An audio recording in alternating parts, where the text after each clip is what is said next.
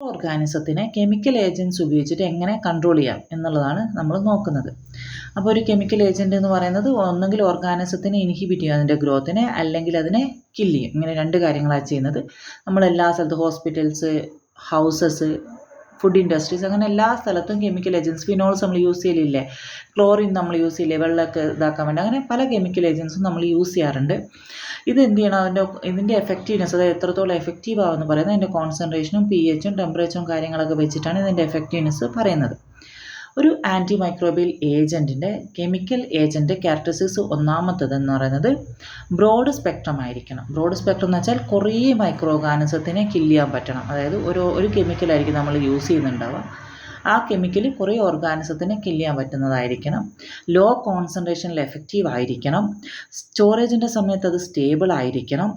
Water സൊല്യൂബിളോ അല്ലെങ്കിൽ മറ്റേതെങ്കിലും ഒരു സോൾവെൻറ്റിൽ സൊല്യൂബിളായ സാധനമായിരിക്കണം. ഹ്യൂമൻസിനോ ആനിമൽസിനോ ടോക്സിക് ആവാൻ പാടില്ല. പെനിട്രേറ്റ് ചെയ്യാൻ പറ്റണം. എവിടെ പെനിട്രേറ്റ്, ഇപ്പോൾ നമ്മളൊരു സർഫസ് ആയിരിക്കുമല്ലോ ക്ലീൻ ചെയ്യുക, ആ സർഫസിലുള്ള ഡേർട്ട് സാധനങ്ങളെ പോക്കണമെന്ന് അതിൽ പെനിട്രേറ്റ് ചെയ്യണമല്ലേ, അപ്പോൾ പെനിട്രേറ്റ് ചെയ്യാൻ പറ്റണം. പിന്നെന്താണ്, മെറ്റൽസിനോ ഫാബ്രിക്സിനോ ടിഷ്യൂസിനോ ഡാമേജ് ചെയ്യാൻ പാടില്ല. ഈ ഓർഗാനിക് മാറ്ററിന് കാരണം ഇനാക്റ്റീവ് ആവാൻ പാടില്ല.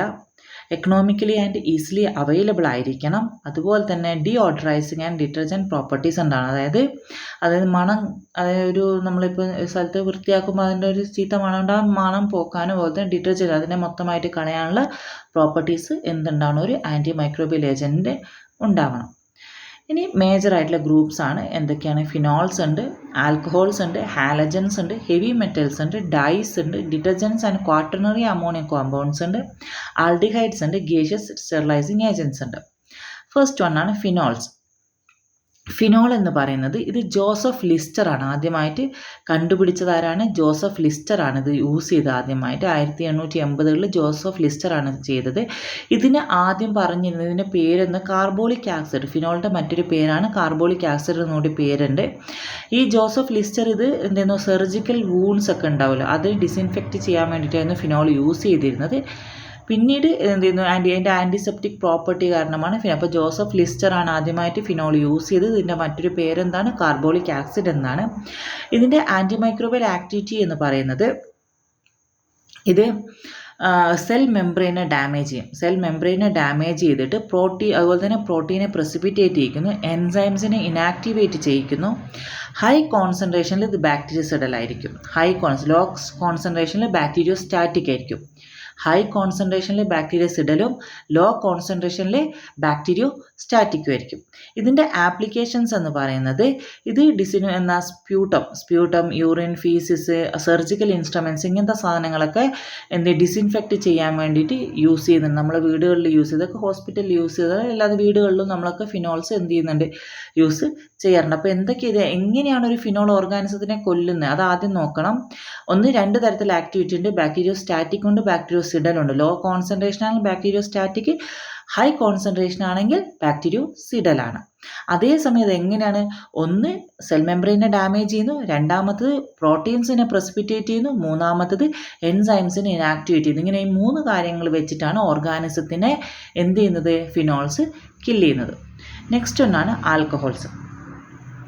ആൽക്കഹോൾസ് മെയിനായിട്ടും വെജിറ്റേറ്റീവ് ബാക്ടീരിയൽ സെല്ലിനെതിരെ ആക്ട് ചെയ്യുന്നതാണ്. ഈതേൽ ആൽക്കഹോൾ, നമ്മൾ ലാബിലൊക്കെ യൂസ് ചെയ്യുന്ന ആൽക്കഹോളില്ല, അത് ഈതേൽ ആൽക്കഹോളാണ് കേട്ടോ. അത് ഡിസിൻഫെക്റ്റൻ്റ് ആയിട്ടും, അതുപോലെ ഐസോപ്രോപ്പൈൽ ആൽക്കഹോൾ ഉണ്ട്, പ്രൊപ്പൈൽ ആൽക്കഹോളൊക്കെ ഉണ്ട്. ഇതൊക്കെ എന്താണ്, ആൻറ്റി മൈക്രോബിയൽ ഏജൻസ് ആണ്. ഈതേൽ ആൽക്കഹോൾ ഉണ്ട്, ഐസോപ്രോപ്പൈൽ ആൽക്കഹോൾ ഉണ്ട്, പ്രൊപ്പൈൽ ആൽക്കഹോളൊക്കെ എന്താണ്, ആൻറ്റി മൈക്രോബിയൽ ആൽക്കഹോളിൻ്റെ ഡിഫറെൻറ്റ് ടൈപ്സ് ഓഫ് ആൽക്കഹോൾസാണ് നമ്മൾ സാധാരണ രീതിയിൽ യൂസ് ചെയ്യുന്നത്. ഇത് എന്താ ചെയ്യുന്നത് അറിയാം, ആൽക്കഹോൾ എന്താ ചെയ്യുന്നത് വെച്ചാൽ പ്രോട്ടീൻ ഡീനാച്ചുറേഷനാണ്.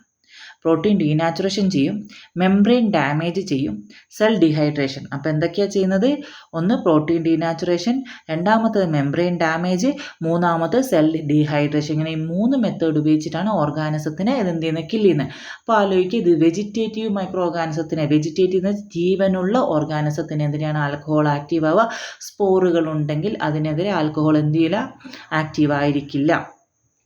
ഈ ആൽക്കഹോൾസ് നമ്മൾ സ്കിന്നിൻ്റെ നമ്മൾ കൈകളിൽ യൂസ് ചെയ്യുന്ന, നമ്മൾ ഹാൻഡ് വാഷിന് നമ്മൾ യൂസ് ചെയ്യുന്ന പറഞ്ഞു. അതുപോലെ തന്നെ തെർമോമീറ്റേഴ്സ് ക്ലീൻ ചെയ്യാൻ വേണ്ടിയിട്ട്, സാനിറ്റേഷൻ ചെയ്യാൻ വേണ്ടിയിട്ടൊക്കെ എന്ത് ചെയ്യുന്നുണ്ട്, ആൽക്കഹോൾസ് യൂസ് ചെയ്യുന്നുണ്ട്. 60% കോൺസെൻട്രേഷൻ്റെ മുകളിലുണ്ടെങ്കിൽ വൈറസിനെതിരെ ആക്ട് ചെയ്യും എന്ത് ആൽക്കഹോൾസ്. ഓക്കെ, അപ്പോൾ ഓരോന്നിൻ്റെ മെത്തേഡ് ഓഫ് ആക്ഷന് പഠിക്കുക. ഓക്കെ അല്ലേ? നെക്സ്റ്റ് വണ്ണാണ് ഹാലജൻസ്. ഹാലജൻസിൽ 2 നമുക്ക് പഠിക്കാനുള്ളത്. ഒന്ന് അയഡിനും, രണ്ടാമത്തത് ക്ലോറിനും. അയഡിൻ എന്ന് പറയുന്നത് എന്താണ്? അയഡിൻ പണ്ട് കാലം മുതലേ ഉപയോഗിക്കുന്നതാണ്. നമ്മൾ ഹോസ്പിറ്റലിലൊക്കെ പോയി കഴിഞ്ഞാൽ ഒരു കറുത്ത സാധനം നമ്മൾ മുറിയിലൊക്കെ തേക്കുന്നത്, അതൊക്കെ അയഡിനാണ്. അതായത് ഭയങ്കര കൂടുതലായിട്ട് യൂസ് ചെയ്യുന്ന ഒരു ആൻറ്റിസെപ്റ്റിക്കാണത്. ബാക്ടീരിയൽ സിഡലാണ് അതിൻ്റെ. ബാക്ടീരിയൽസ് എന്ന് വെച്ചാൽ ബാക്ടീരിയ കൊല്ലുന്നതാണ്. അതുപോലെ തന്നെ ഫംഗൈനെതിരെയും വൈറസിനെതിരെയൊക്കെ എന്താ ആക്ട് ചെയ്യുന്നുണ്ട്? ഈ അയഡിൻ ആക്ട് ചെയ്യുന്നുണ്ട്. ഇതെന്താ ചെയ്യുന്നത്? നമ്മൾ അയഡിൻ എടുക്കുന്നു, അത് അയഡോഫർ. അതിൻ്റെ ആപ്ലിക്കേഷൻ നോക്കുക. സ്കിൻ ഡിസിൻഫെക്ഷനും വൂണ്ട് ക്ലീനിങ്ങിനും വേണ്ടിയിട്ട് എന്ത് ചെയ്യുന്നുണ്ട്? അയഡിൻ യൂസ് ചെയ്യുന്നുണ്ട്. ഇത് എന്താ ചെയ്യുന്നത് വെച്ചാൽ അതിൻ്റെ മോഡ് ഓഫ് ആക്ഷൻ എങ്ങനെയാണെന്ന് വെച്ചാൽ ഓക്സിഡേഷനാണ്. എന്താ ചെയ്യുന്നത്? ഓക്സിഡേഷനും അതുപോലെ തന്നെ inactivation of proteins and enzyme. ഒന്നാമത്തത് ഓക്സിഡേഷൻ നടത്തുന്നു. ആ ഓക്സിഡേഷനും അതുപോലെ തന്നെ എന്താണ്? ഇനാക്ടിവേഷൻ ഓഫ് പ്രോട്ടീൻസ് ആൻഡ് എൻസൈംസും ആണ് അയഡിൻ്റെ കേസിൽ ചെയ്യുന്നത്. അപ്പോൾ എന്തൊക്കെയായിരുന്നു? ഫിനോൾസിൻ്റെ കേസിൽ സെൽ മെംബ്രെയിൻ ഡാമേജും പ്രസിപ്പിറ്റേറ്റിംഗ് പ്രോട്ടീനും ഇനാക്ടിവേറ്റിംഗ് എൻസൈംസും. ആൽക്കഹോൾസിൻ്റെ കേസിൽ പ്രോട്ടീൻ ഡിനാച്ചുറേഷനും മെംബ്രെയിൻ ഡാമേജും സെൽ ഡിഹൈഡ്രേഷനും. അതേസമയം ഹാലജൻസിൻ്റെ കേസിൽ എന്താണ്? ഓക്സിഡേഷനും ഇനാക്ടിവേഷൻ ഓഫ് പ്രോട്ടീൻസ് ആൻഡ് എൻസൈംസും. ഓക്കെ അല്ലേ? നെക്സ്റ്റ് വണ്ണാണ് ഹാലജൻസിൽ തന്നെ രണ്ടാമത് ക്ലോറിൻ. ക്ലോറിൻ്റെ മോഡ് ഓഫ് ആക്ഷൻ എന്ന് പറയുന്നത് ഇത് അതായത് ക്ലോറിന് വാട്ടറുമായിട്ട് ചേരും. അതായത് വാട്ടറിൽ കലക്കുന്ന സമയത്ത് ഇത് ഹൈപ്പോക്ലോറസ് ആസിഡ് ഫോം ചെയ്യും. ഈ ഹൈപ്പോക്ലോറസ് ആസിഡ് എന്ന് പറയുന്നത് സ്ട്രോങ് ഓക്സിഡൈസിങ് ഏജൻ്റാണ്. സെല്ലുലാർ പ്രോട്ടീൻസിനെ എൻസൈംസിനെയൊക്കെ ഡാമേജ് ചെയ്യുന്ന സ്ട്രോങ് ഓക്സിഡൈസിങ് ഏജൻ്റാണ് എന്ത്? ഹൈപ്പോക്ലോറസ് ആസിഡ് എന്ന് പറയുന്നത്. ഇത് വാട്ടർ പ്യൂരിഫിക്കേഷനും ഡെയറി സാനിറ്റേഷനും വേണ്ടിയിട്ടും ഫുഡ് ഇൻഡസ്ട്രികളിലും ഹൗസ് ഹോൾഡ് ഡിസിൻഫെക്ഷനും അതുപോലെ തന്നെ മെഡിക്കൽ സാനിറ്റേഷനും വേണ്ടിയിട്ടൊക്കെ യൂസ് ചെയ്യുന്നുണ്ട്. കോമൺ ആയിട്ട് യൂസ് ചെയ്യുന്നത് സോഡിയം ഹൈപ്പോക്ലോറേറ്റും കാൽസ്യം ഹൈപ്പോക്ലോറേറ്റും അതുപോലെ തന്നെ ക്ലോറമൈൻസ്. ഇതൊക്കെയാണ് കൂടുതലായിട്ടും ക്ലോറിന് യൂസ് ചെയ്യുന്നത്. നെക്സ്റ്റ് വണ്ണാണ് ഹെവി മെറ്റൽസ്. അപ്പോൾ ഫിനോൾ കഴിഞ്ഞു, ആൽക്കഹോൾ കഴിഞ്ഞു, ഹാലജൻസ് കഴിഞ്ഞു. ഇനി അടുത്ത ഹെവി മെറ്റൽസ് ആണ്. ഹെവി മെറ്റൽസിൻ്റെ മോഡ് ഓഫ് ആക്ഷൻ എന്ന് പറയുന്നത് സെല്ലുലാർ പ്രോട്ടീൻസുമായിട്ട് കമ്പൈൻ ചെയ്യും. എന്നിട്ട് അതിൻ്റെ ആക്ഷനെ നിർത്തലാക്കും. എൻസൈംസിനെ ഇനാക്ടിവേറ്റ് ചെയ്യും. അതുപോലെ തന്നെ സ്പെഷ്യലായിട്ട് സൾഫൈഡിൽ കണ്ടെയ്നിങ് എൻസൈംസിനെ പ്രത്യേകം ഇനാക്ടിവേറ്റ് ചെയ്യും. ഇതൊക്കെയാണ് ഹെവി മെറ്റൽസിൻ്റെ മോഡ് ഓഫ് ആക്ഷൻ എന്ന് പറയുന്നത്. ഹെവി മെറ്റൽസിൽ ഏതൊക്കെയാണ്? മെർക്കുറി, സിൽവർ, കോപ്പറൊക്കെയാണ് കൂടുതലായിട്ടും യൂസ് ചെയ്യുന്നത്. മെർക്കുറി, സിൽവർ, കോപ്പറൊക്കെയാണ് കൂടുതലായിട്ടും ആൻറ്റി മൈക്രോബിയൽ ആക്ടിവിറ്റി കാണിക്കുന്നത്. ഈ മെർക്കുറി എഫക്റ്റീവാണ്, പക്ഷേ ടോക്സിക് ആണ്. അതുകൊണ്ട് തന്നെ വളരെയധികം യൂസ് ചെയ്യാറില്ല. സിൽവർ നൈട്രേറ്റ് നമ്മൾ യൂസ് ചെയ്യാറുണ്ട്, പക്ഷേ ഈ ഐ ഇൻഫെക്ഷന് വേണ്ടിയിട്ട് ന്യൂ ബോൺ ബേബീസിലൊക്കെ ഐ ഇൻഫെക്ഷൻ തടയാൻ വേണ്ടിയിട്ട് സിൽവർ നൈട്രേറ്റ് യൂസ് ചെയ്യുന്നുണ്ട്. കോപ്പർ സൾഫേറ്റ് നമ്മൾ യൂസ് ചെയ്യുന്നത് ആൽഗേനെ കൺട്രോൾ ചെയ്യാൻ വേണ്ടിയിട്ട്, ഫംഗൈനെ കൺട്രോൾ ചെയ്യാൻ വേണ്ടിയിട്ടാണ്. സ്വിമ്മിംഗ് പൂളിലൊക്കെ ഉള്ള ഫംഗൈനെ ആൽഗേനൊക്കെ കൺട്രോൾ ചെയ്യാൻ വേണ്ടിയിട്ടാണ് കോപ്പർ സൾഫേറ്റ് യൂസ് ചെയ്യുന്നത്. സിൽവർ നൈട്രേറ്റ് യൂസ് ചെയ്യുന്നത് എന്തിനാണ്? ഐ ഇൻഫെക്ഷനെതിരെയാണ്. മെർക്കുറി എഫക്റ്റീവ് ആണെങ്കിലും ടോക്സിക് ആയതുകൊണ്ട് ലിമിറ്റഡ് യൂസ് ആണ്. എന്താ ഇതിൻ്റെ മോഡ് ഓഫ് ആക്ഷൻ എന്ന് പറയുന്നത്? സെല്ലുലാർ പ്രോട്ടീൻസുമായിട്ട് കമ്പൈൻ ചെയ്യുന്നു. അതുപോലെ തന്നെ എൻസൈംസിനെ സൾഫൈഡിൽ എൻസൈംസിനെ ഇനാക്ടിവേറ്റ് ചെയ്യിക്കുന്നു. നെക്സ്റ്റ് വണ്ണാണ് ഡൈസ് ആസ് ആൻറ്റി മൈക്രോബിയൽ ഏജൻ്റാണ്. അപ്പോൾ ചില ഡൈകൾ നമ്മൾ ഈ കളർ കൊടുക്കുന്ന സാധനം അതാണ് ആൻറ്റി മൈക്രോബിയൽ ഏജൻസ് ആയിട്ട് ഉപയോഗിക്കുന്ന ഒന്നാണ് ട്രൈഫീനൈൽ മീഥെയ്ൻ ഡൈസും അതുപോലെ തന്നെ അക്രിഡൈൻ ഡൈസും. അങ്ങനെ ട്രൈഫീനൈൽ മീഥെയ്ൻ ഡൈസും ഉണ്ട്, അക്രിഡൈൻ ഡൈസും ഉണ്ട്. ട്രൈഫീനൈൽ മീഥെയ്ൻ ഡൈസിൽ വരുന്നതാണ് crystal violet, malachite green, brilliant green. നമ്മൾ സ്റ്റെയിനിങ് ചെയ്ത ക്രിസ്റ്റൽ വയലറ്റ് വെച്ചിട്ടും ഒക്കെ ചെയ്തിട്ടുണ്ടായിരുന്നില്ല. അതാണ് ആ സാധനം ഓർഗാനിസത്തിനെ കില്ല് ചെയ്യുന്ന ഒരു ആക്ടിവിറ്റി അതിന് എന്തുണ്ട്? ക്രിസ്റ്റൽ വയലറ്റിനുണ്ട്. മാലക്കൈറ്റ് ഗ്രീനും ബ്രില്യൻ ഗ്രീനൊക്കെ ഈ പറഞ്ഞ പോലെ തന്നെ നമ്മൾ ഓർഗാനിസത്തിനെ സ്റ്റെയിൻ ചെയ്യാൻ വേണ്ടി യൂസ് ചെയ്യുന്ന സ്റ്റെയിനുകളാണ്, ഡൈകളാണ്. ഇതൊക്കെ എന്താണ്? ഗ്രാം പോസിറ്റീവ് ബാക്ടീരിയക്കെതിരെയാണ് കൂടുതലായിട്ട് ആക്ട് ചെയ്യുന്നത്. സെലക്റ്റീവ് മീഡിയയിലും ലബോറട്ടറി ഐഡൻറ്റിഫിക്കേഷന് വേണ്ടിയിട്ടൊക്കെ നമ്മൾ എന്ത് ചെയ്യുന്നുണ്ട്? ഇത് കൂടുതലായിട്ടും യൂസ് ചെയ്യുന്നുണ്ട്. അക്രിഡിൻ ഡൈസിൽ വരുന്നതാണ് അക്രിഫ്ലാവിൻ, ട്രിപ്റ്റോഫ്ലാവിനൊക്കെ. ഈ ഡൈസൊക്കെ യൂസ് ചെയ്യുന്നത് അതായത് നമ്മൾ പൊള്ളി കഴിഞ്ഞാൽ ട്രീറ്റ് ചെയ്യാൻ വേണ്ടിയിട്ട്, വൂണ്ട് ട്രീറ്റ് ചെയ്യാൻ വേണ്ടി, ബാക്ടീരിയൽ ഇൻഫെക്ഷൻ ട്രീറ്റ് ചെയ്യാൻ വേണ്ടിയൊക്കെ യൂസ് ചെയ്യുന്നുണ്ട്. ഇതിൻ്റെ മോഡ് ഓഫ് ആക്ഷൻ എന്ന് പറയുന്നത് എന്താണ്? സെല്ലുലാർ ഓക്സിഡേഷനാണ്. അപ്പോൾ ഡൈൻ്റെത് സെല്ലുലാർ ഓക്സിഡേഷനാണ്. പിന്നെ ഏതായിരുന്നു ഓക്സിഡേഷൻ നമുക്ക് പറഞ്ഞത്? ക്ലോറിൻ്റെത് സ്ട്രോങ് ഓക്സിഡൈസിങ് ഏജൻ്റാണ്. പിന്നെ അതുപോലെ തന്നെ അയഡിൻ്റെ കേസിലും എന്ത് പറഞ്ഞു, ഓക്സിഡേഷൻ പറഞ്ഞു. അപ്പോൾ അയഡിൻ്റെ കേസിലും ക്ലോറിൻ്റെ കേസിലും അതുപോലെ തന്നെ എന്തിൻ്റെ കേസിലും ഈ ഡൈസിൻ്റെ കേസിലും ഓക്സിഡൈസിങ് ഏജൻ്റാണ് എന്ത് ആൻറ്റി മൈക്രോബിയൽ ആക്ടിവിറ്റി കാണിക്കുന്നത്.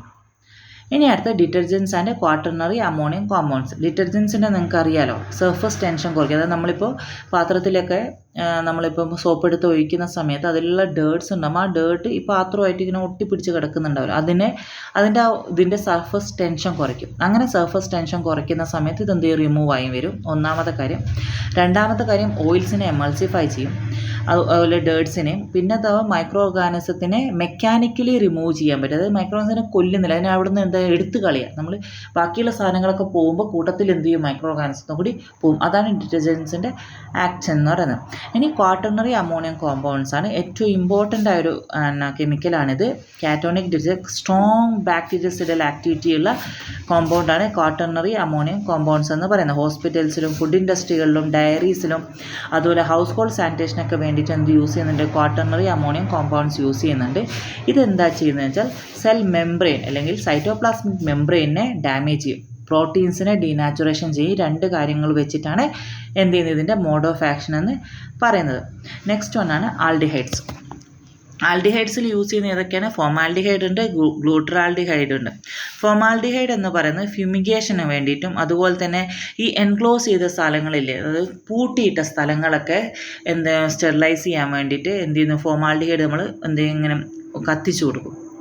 അപ്പോൾ എന്ത് ചെയ്യുമ്പോൾ ഇൻസ്ട്രുമെൻറ്റ്സ് ഒക്കെ അവിടുന്ന് എന്ത് ചെയ്യും, അതിനെ ആൻറ്റി മൈക്രോബിയൽ ആക്ടിവിറ്റി കാരണം അതിൽ ഓർഗാനിസത്തിനെ കൊല്ലും. ഇതെന്താ ചെയ്യുന്നതെന്ന് വെച്ചാൽ പ്രോട്ടീൻസും ന്യൂക്ലിക് ആസിഡുമായിട്ട് കമ്പൈൻ ചെയ്തിട്ട് മൈക്രോ ഓർഗാനിസത്തിനെ ഡിസ്ട്രോയ് ചെയ്യുകയാണ് ചെയ്യുന്നത്. Next വണ്ണാണ് glutaraldehyde. ഗ്ലൂട്ടറാൽഡിഹൈഡ് എന്ന് പറഞ്ഞ പോലെ തന്നെ പവർഫുൾ ഡിസിൻഫെക്റ്റൻ്റ് ആണ്.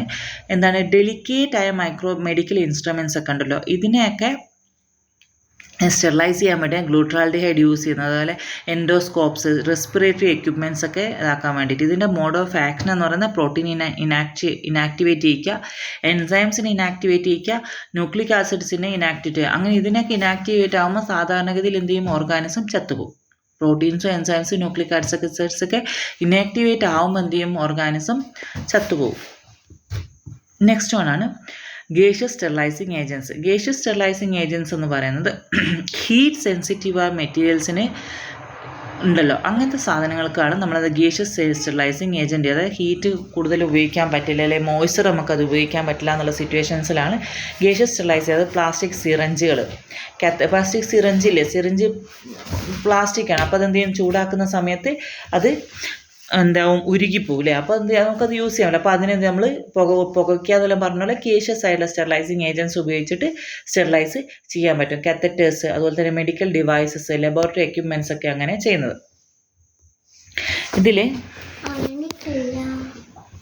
ഇതിൽ വരുന്നതാണ് എത്തിലീൻ ഓക്സൈഡ്, പിന്നെ ബീറ്റാ പ്രൊപ്പിയോലാക്ടോൺ. എത്തിലീൻ ഓക്സൈഡിൽ വരുന്നതെന്ന് വെച്ചാൽ ഇത് ഗേഷ്യസ് സ്റ്റെറിലൻ്റ് ആണ്. ബാക്ടീരിയക്കെതിരെയും സ്പോറിനെതിരെയും ഫംഗൈക്കെതിരെയും വൈറസിന്, നമ്മൾ മൊത്തത്തിനെതിരെ ഉണ്ട് അല്ലേ, ബാക്ടീരിയ ഉണ്ട്, ഫംഗൈ ഉണ്ട്, സ്പോറുണ്ട്, വൈറസ് ഉണ്ട്, എല്ലാത്തിനെതിരെ ആക്ട് ചെയ്യുന്നതാണ് എത്തിലീൻ ഓക്സൈഡ് എന്ന് പറയുന്നത്.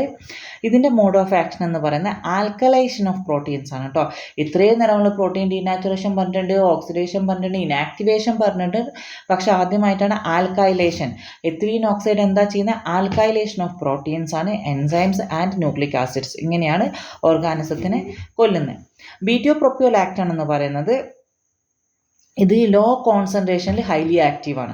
ലോ കോൺസെൻട്രേഷനിൽ വരെ ഹൈലി ആക്റ്റീവാണ് ബീറ്റാ പ്രൊപ്പിയോലാക്ടോൺ എന്ന് പറയുന്നത്.